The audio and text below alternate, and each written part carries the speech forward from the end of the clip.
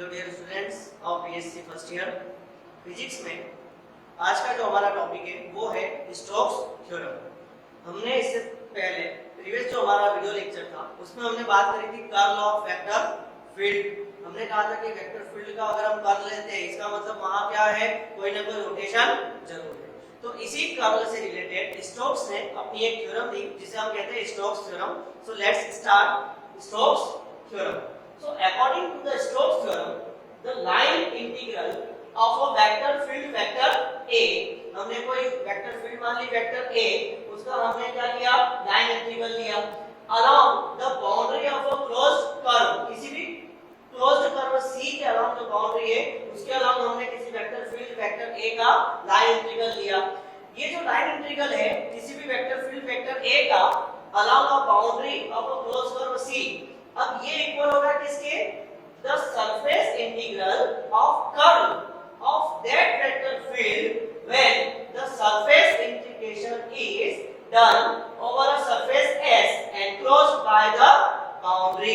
इसका मतलब जो स्टोक्स की थ्योरम है ये लाइन इंटीग्रेशन को सरफेस इंटीग्रेशन में कन्वर्ट करने में हेल्प करती है। तो अकॉर्डिंग टू स्टोक्स थ्योरम अगर हम मैथमेटिकल फॉर्म देखें तो जो लाइन इंटीग्रेशन होगा किसी भी वेक्टर फील्ड वेक्टर A का किसी भी क्लोज्ड कर्व C की बाउंड्री के अलाउंग वो इक्वल होगा किसके बेटा, उस वेक्टर फील्ड के कर्ल के सरफेस इंटीग्रेशन के जो कि उस बाउंड्री के एरिया के अलाउंग होगा।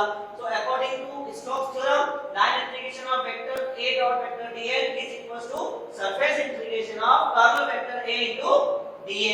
अच्छा, इसको हम एक अनदर फॉर्म में लिख सकते हैं, curl of vector A into dA। तो कर्ल ऑफ वेक्टर A क्या होता है, del operator cross vector A। हमने ये कहा था कि किसी भी वेक्टर फील्ड का जो कर्ल होता है वो एक वेक्टर क्वांटिटी होता है और उसको हम रिप्रेजेंट करते हैं किससे, del operator cross vector A से।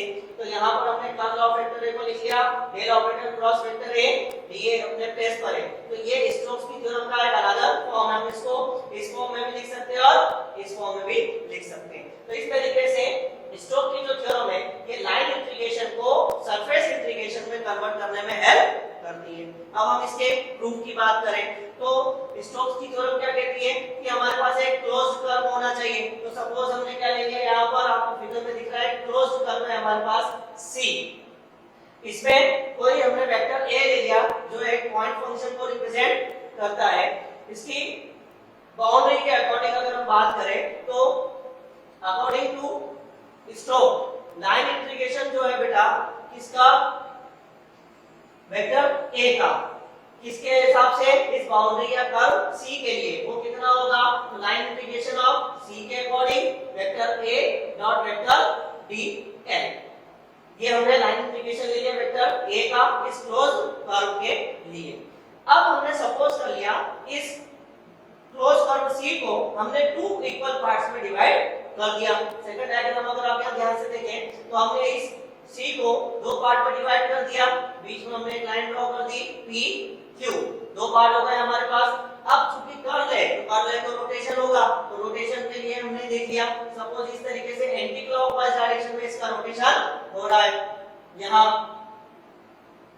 तो हमारे पास दो रोटेशन हो गए, एक हो गया P C2 Q P, ये फर्स्ट वाला रोटेशन मान लिया हमने, और दूसरा हो रहा है P Q C1 P, ये दूसरा वाला रोटेशन, या इसको आप फर्स्ट वाला रोटेशन एज्यूम कर ले, इसको हम सेकंड वाला रोटेशन एज्यूम कर ले। तो क्योंकि बाउंड्री किसकी है, इसी C की है, C को हमने दो पार्ट में डिवाइड किया था, तो जो टोटल लाइन इंटीग्रेशन होगा इस क्लोज कर्व C के अलाउंग वो इक्वल होना चाहिए किसके, लाइन इंटीग्रेशन ऑफ किसके अलाउंग, पहले फर्स्ट पार्ट के plus line integration of second part के। इसका मतलब मैथमेटिकली हम इसको क्या लिख सकते हैं कि line integration of vector A into dl curve close curve C के अलाउंग ये इक्वल होगा किसके, line integration of along curve C1 vector A dot vector dl plus line integration of vector A into dl along C2 के।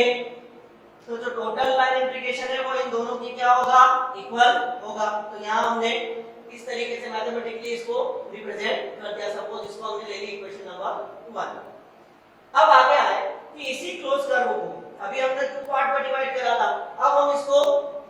Parts में क्या कर दें, divide कर दें। तो आप यहाँ ध्यान दें, स्मॉल स्मॉल हमने क्लोज कर्व ले लिए C1 C2 C3 C4 से लेकर कहां तक Cn तक, सब में हम क्या ले लें, स्मॉल बाउंड्रीज हमने ले ली और इसको स्मॉल पार्ट्स में क्या कर दिया, डिवाइड कर दिया। अब इस पूरे का लाइन इंटीग्रेशन अगर हम निकालें, क्योंकि क्लोज कर्व कौन सा था हमारा, वही C था जिसको हमने n पार्ट्स में क्या करा बेटा, डिवाइड करा। तो लाइन इंटीग्रेशन जो होगा हमारा किसका, vector n into vector dl का इस क्लोज कर्व C के अराउंड वो किसके इक्वल होगा, तो जितने पार्ट्स में हमने डिवाइड करा इन सब का अगर हम क्या निकाले बेटा, लाइन इंटीग्रेशन निकाले, इसका लाइन इंटीग्रेशन, इसका लाइन इंटीग्रेशन, इसका लाइन इंटीग्रेशन अगर हम निकाले सबका क्लोज बाउंड्री का C1 C2 के अराउंड जितनी भी बाउंड्रीज है हमारे पास सबके अराउंड अगर हम लाइन इंटीग्रेशन निकाले तो टोटल लाइन इंटीग्रेशन जो है वो इन सबके इंडिविजुअल लाइन इंटीग्रेशन का क्या रहेगा, सम रहेगा।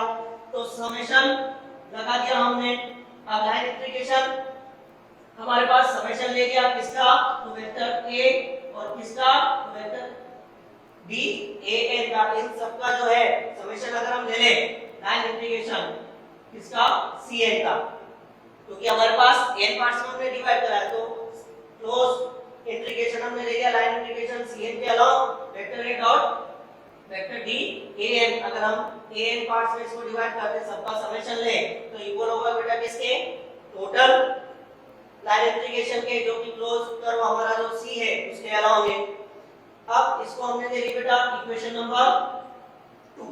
अब हम बात करें, हमारे पास एक टर्म है integration of vector a dot vector dn किसके अलावा, cn के अलावा। अब स्टोक्स की जो थ्योरम है कर्ल से रिलेटेड है, तो अब हम बात करें the definition of curl. Curl की जो डेफिनेशन है वो क्या कहती है हमको, तो कर्ल की डेफिनेशन हमारे पास क्या कहती है कि जो कर्ल होगा किसी भी वेक्टर फील्ड वेक्टर a का वो इक्वल होगा किसके, लाइन इंटीग्रेशन ऑफ उस वेक्टर फील्ड के और उसका पर में एरिया, एरिया क्या होना चाहिए, स्मॉल होना चाहिए।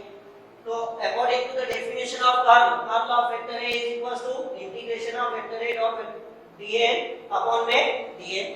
इसको हमने थोड़ा और सॉल्व करा, इस dn को हम इधर ले गए तो हमारे पास टर्म हो गई curl of vector a vector dn, ये इक्वल हुआ किसके, हमारे पास लाइन इंटीग्रेशन ऑफ इसके अलावा cn के अलावा vector a dot vector dan। अब अगर हम इस वाले टर्म को जरा ध्यान से देखें तो लाइन इंटीग्रेशन ऑफ cn के अलावा vector a dot dan is equals to हमने लिखा curl of vector a into dan। Equation number 2 में line integration of vector a dot dan के प्लेस पर हम क्या लिख सकते हैं, curl of vector a into dan लिख सकते हैं। तो यहां हम बात करें आगे इंटीग्रेशन ऑफ इक्वेशन नंबर 2 से, तो हमने लिख दिया फ्रॉम इक्वेशन 2। हमारे पास टर्म क्या बनी बेटा, इंटीग्रेशन ऑफ इसके अलावा था ये c के अलावा vector a dot vector dn is equals to summation. अब इस पूरे की जगह हमने क्या लिख दिया, curl of vector a into dan, इसके बेस पर हमने ये वाला टर्म लिख दी curl of vector a into dan। अब curl of vector a into dan इसका क्या है, हमारे पास समेशन है। तो समेशन का मतलब क्या हुआ, जितने भी पार्ट्स है da da1 da2 da3 हमने इन सब पार्ट में इसको क्या करा था, डिवाइड करा था कहां तक, dan तक, और c1 c2 से लेकर कहां तक बेटा, cn तक। उन सबको अगर हम जोड़ दें, इन सब पार्ट्स को अगर हम जोड़ दें तो इस पूरे क्लोज कर्व के लिए बन जाएगा, पूरे क्लोज कर्व के लिए बन जाएगा। इसका मतलब यहाँ पर हमारे पास टर्म क्या आ जाएगी, surface integration of curl of vector a into dA, ये वाले हमारे पास टर्म बनी समेशन वाली। अगर हम पूरे कंप्लीट कर्व के लिए लेते हैं तो, और इक्वल के इधर हमारे पास क्या था, surface integration of vector a dot vector dA। अब कर्ल ऑफ वेक्टर a को हम क्या लिख सकते हैं, del operator cross vector a और साथ में हमने क्या लिख लिया बेटा dA। यहां हमारे पास टर्म क्या बन गई, surface line integration of over surface C A dot DL. तो इस लास्ट रिजल्ट को अगर हम ध्यान से देखें तो हमारे पास मिलता है line integration of vector A dot vector DL is equal to surface integration of curl of vector A into DA. मतलब यहाँ लाइन इंटीग्रेशन सरफेस इंटीग्रेशन में क्या हो रहा है, कन्वर्ट हो रहा है। और यही हमारी क्या थी, स्टोक्स की थ्योरम थी। यहाँ हमने देखा था कि जो लाइन इंटीग्रेशन होगा किसी भी वेक्टर फील्ड का, जिसको हमने क्या माना वेक्टर ए का, किसी भी बाउंड्री के अलाउंग क्लोज कर्व हमने क्या लिया था सी, वो इक्वल होगा किसके बेटा, द सरफेस इंटीग्रेशन। ये सरफेस इंटीग्रेशन लिया हमने curl of that vector field. तो वेक्टर फील्ड हमारे पास थी वेक्टर ए, तो इसका कर्ल, तो curl of that vector field when the surface integration is over. तो ये जो सरफेस इंटीग्रेशन है वो किसके अलाउंग हो रहा है, सरफेस एस के अलाउंग हो रहा है। और बाउंड्री कितनी मानी हमने, एरिया मान लिया डीए, और बाउंड्री कौन सी थी हमारे पास, इस सी की। ये टोटल बाउंड्री किसकी बेटा, सी की। तो यही हमारा क्या है, स्टोक्स की थ्योरम है। तो स्टोक्स की जो थ्योरम है ये यूज होती है लाइन इंटीग्रेशन को सरफेस इंटीग्रेशन में कन्वर्ट करने के लिए।